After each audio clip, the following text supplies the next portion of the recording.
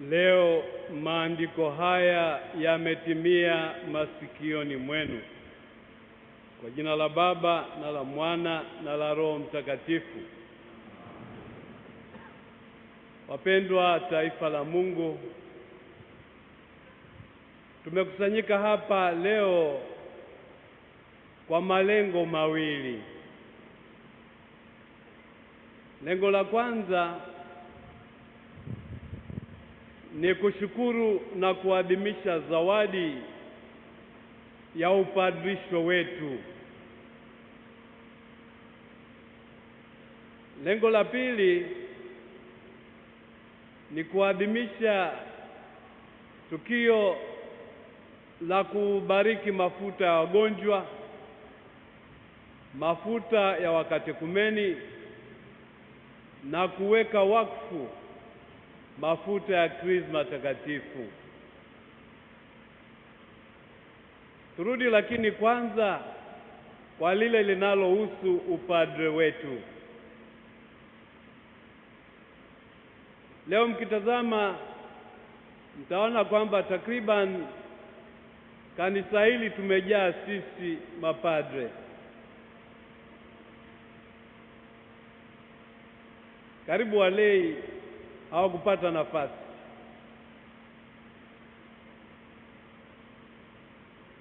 Ila wingi huo usitutishe. Utufanye tutafakari juu ya wito wetu kwa namna iliyo sahihi.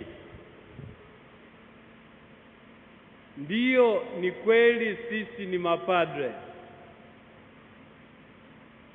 lakini sisi sio mapadri kwa asili yetu. Sisi ni mapadre kwa kushirikishwa. Padre au kuhani mkuu na wa milele ni Yesu Kristo, ambaye katika somo la pili amebainishwa kama Alfa na Omega, mwanzo na mwisho. Na katika somo la Injili na somo la kwanza anabainishwa kama mpakwa mafuta wa Bwana, yaani yeye ambaye ni Masiha, ni mtakatifu wa Bwana. Kama sisi tumekuwa makuhani au makasisi kwa kushirikishwa, ni lazima tukumbuke kwamba kushirikishwa kwetu sio matokeo ya kustahili kwetu. Mwenye kustahili kuwa kuhani ni Kristo peke yake. Sisi wengine tumestahilishwa,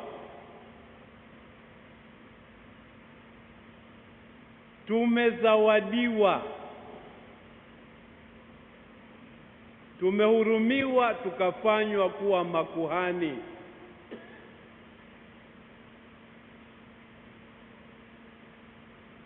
Na ndio maana tumeitwa katika somo la kwanza, au tumebainishwa kama makuhani wa Bwana.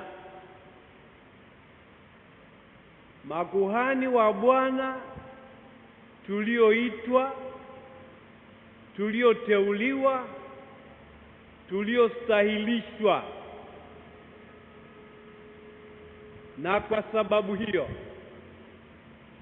daima tumshukuru Mungu kwa upendeleo huo.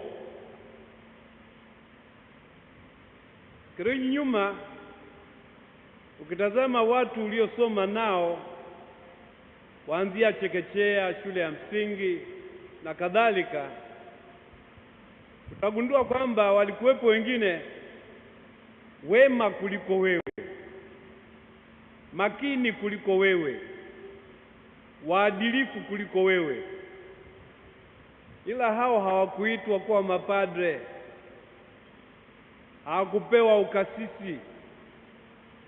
Umepewa wewe chombo dhaifu, kusudi Mungu peke yake atukuzwe, kusudi Mungu peke yake atumikiwe, apewe sifa na heshima.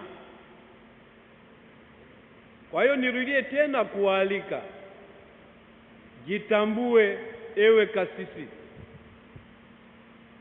jitambue ewe padre katika uhalisia wako, na daima mpe Mungu sifa, heshima na shukrani. Na katika kujitambua kwako, mtambue padri mwenzako kuwa ni zawadi. Anaweza kawa na mapungufu, anaweza kawa na mipaka, lakini mtambue kama zawadi ya Mungu kwako, zawadi ya Mungu kwa kanisa, zawadi ya Mungu kwa ulimwengu. Kwa hiyo umjali, umstahi, umsaidie, umsindikize, akuwe na imarike katika wito, uwakfu na utakatifu wake. Lakini sio hiyo tu, weke nia thabiti ya kushirikiana naye.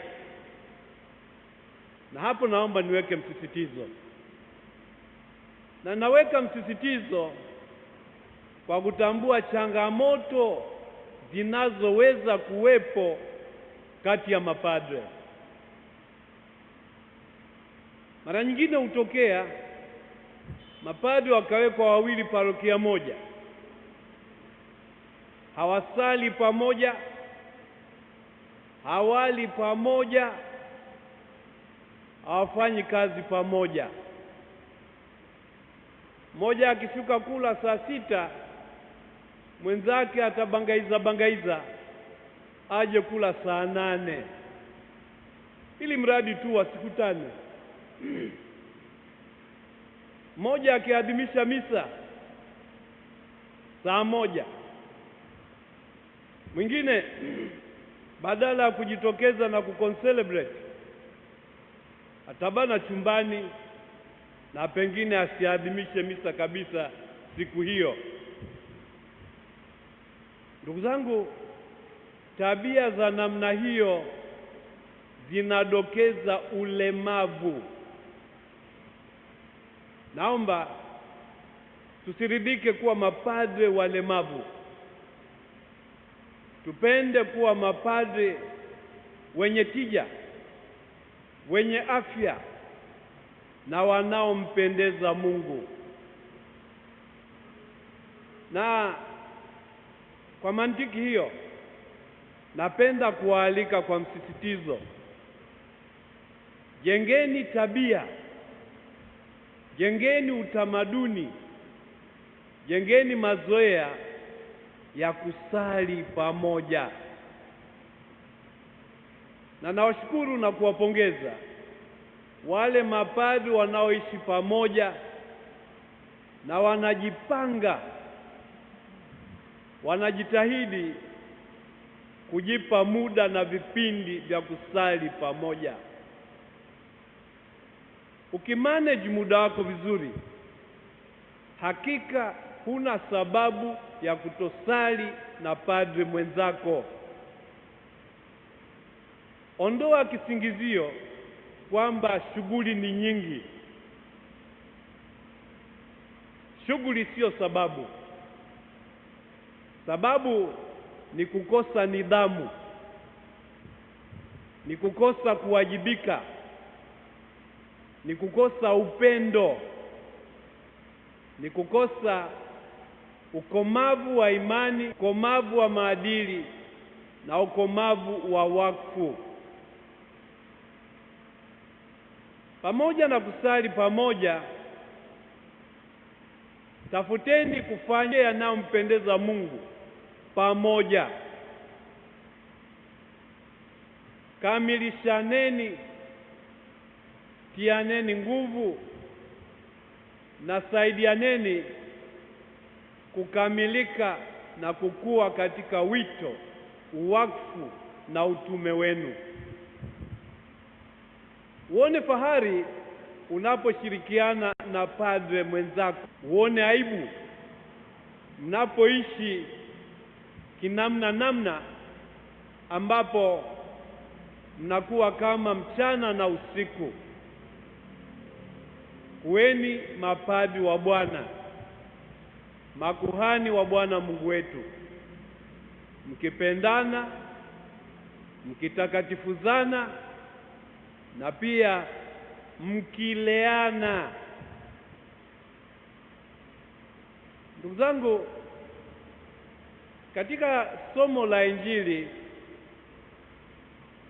Yesu amechukua somo hilo kutoka sura ya 61 ya kitabu cha nabii Isaia.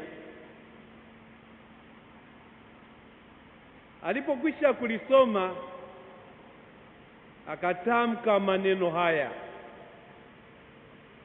Maneno haya mnayosikia yametimilika leo mioyoni mwenu, au kwingine wanasema yametimilika leo masikioni mwenu. Yesu hakukosea alipotoa tamko hilo. Uwepo wa Yesu katika sinagogi ya Nazareti ulidokeza utimilifu wa maaguzi ya kinabii, ulidokeza utimilifu wa Torati na manabii, kwa sababu Yesu anayetamka maneno hayo ni mwana wa Mungu, ni neno aliyetoa mwili, ni Masiha na Mwokozi wetu. Kwa hiyo uwepo wake ni utimilifu wa ufunuo. Sisi tunaitwa tukawe mashahidi wake Yesu Kristo aliye utimilifu wa ufunuo. Kwa hiyo tujipange kumshuhudia na kumtangaza huyo Kristo kwa maisha yetu, kwa mahusiano yetu, kwa maneno yetu na kwa matendo yetu. Tushukuru Mungu ambaye kwa huruma yake amependa kutujalia kuifikia siku ya leo na kuadhimisha upadi wetu tena, na kwa pamoja na maaskofu wenu tutaadhimisha tukio la kubariki mafuta ya wagonjwa, mafuta ya katekumeni na kuweka wakfu mafuta ya Krisma. Naomba niwakumbushe tena, mafuta haya tunayobariki na kuweka wakfu yana malengo matakatifu. Mafuta ya wagonjwa yanaandaliwa yatumike kuwafariji na kuwatia nguvu wagonjwa na walio dhaifu. Tusiyatumie kiholela, tusiyatumie kimzahamzaha, tuyatumie kwa imani na uadilifu kama atakavyo Mungu. Mafuta ya katekumeni yanabarikiwa na yatatumika kuandaa wakatekumeni wanapoelekea kupokea sakramenti ya ubatizo.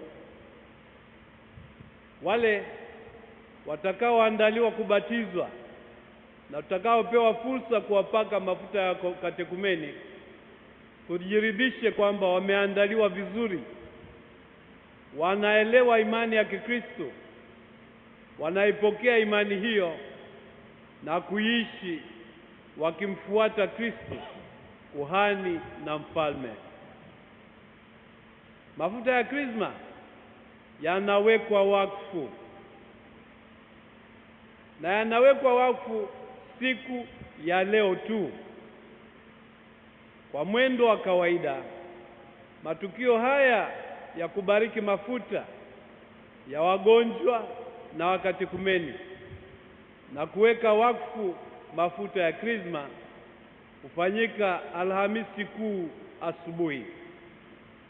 Kwa sababu za kichungaji, tumeamua kuadhimisha leo Jumanne ya wiki kuu, ili tuadhimishe vizuri, mpokee mafuta ya wagonjwa, mafuta ya katekumeni na mafuta ya Krisma, muende nayo kwenye maparokia yenu tayari kuyatumia kama ipasavyo. Ndugu zangu, mafuta ya Krisma yanatumika katika sakramenti ya ubatizo, katika sakramenti ya kipaimara, yanatumika katika sakramenti ya daraja, kumweka padri, kumpaka padri viganjani anapopadrishwa, na askofu utosini anapowekwa wakfu kuwa askofu. Aidha, yanatumika kutabaruku makanisa na altare. Msiende kuyatumia kihovyo hovyo kwa namna ambayo ni ya mzaha. Zingatieni heshima ya hiyo Krisma takatifu na itumieni kuwatakatifuza watu, kutakatifuza altare, kutakatifuza makanisa. Na hapa naomba nitoe onyo. Ni onyo ambalo nimeshalitoa katika fursa nyingine, lakini kwa sababu wako watu ambao ni kama agizo moja likitolewa linaingia sikio moja linatokea sikio la pili, niwakumbushe tena, tafadhali zingatieni maana, heshima na matumizi ya mafuta matakatifu. Wako watu ambao wanaweza kufika kwenye kanisa kama hili, na mkilitazama vizuri kwenye kuta zake kuna misalaba na viango vya mishumaa. Ina maana kwamba ni kanisa lililotabarukiwa. Kanisa hili limetabarukiwa mwaka 1908 na altare hii imetabarukiwa. Lakini unaweza kushangaa ukamkuta padre mzima anakuja anapaka mafuta altare, anapaka mafuta ambo hii, anapaka mafuta hayo mabenchi mliokalia, anaenda kupata mafuta ile katedra ya askofu pale, na sakafu na nguzo. Enyi mapadre, mmelogwa? Mnatambua kwamba huo ni usanii, huo ni uhuni, huko ni kurubuni na kudanganya watu. Tendeni mambo yaliyo sahihi, tendeni mambo yanayoeleweka, epukeni vioja na vituko. Dini yetu sio dini ya vioja na vituko, ni dini ya imani moja takatifu Katoliki ya mitume. ni dini ya kweli, halali na sahihi. Tusitafute kuipeleka kivyetu vyetu. Tuishi imani yetu kama alivyotujalia na kututaka Kristo. Kwa hiyo tuwe makini. Sisi tumeitwa tukawafundishe watu na kuwahubiria habari njema. Sasa tunapofanya vitu vya mizengwe, hatuwafundishi watu na hatuwahubirii yaliyo mema. Kwa hiyo pale ambapo kuna mielekeo na vionjo visivyo sahihi, tujisahihishe, tujipange kufanya vema zaidi. Mapadri wapendwa, namshukuru Mungu kwa zawadi ya kila mmoja wenu. Narudia tena, napenda kumtambua kila mmoja wenu kama zawadi ya Mungu kwa kanisa, kwa ulimwengu na kwa wanadamu wote. Basi kuweni vyombo vitakatifu vya Mungu. Nitumie fursa hii kuendelea kuwapongeza kwa wito na sakramenti ya upadre. Tuombeane, tusaidiane na tutakatifuzane. Amani ya Kristo iwe nanyi.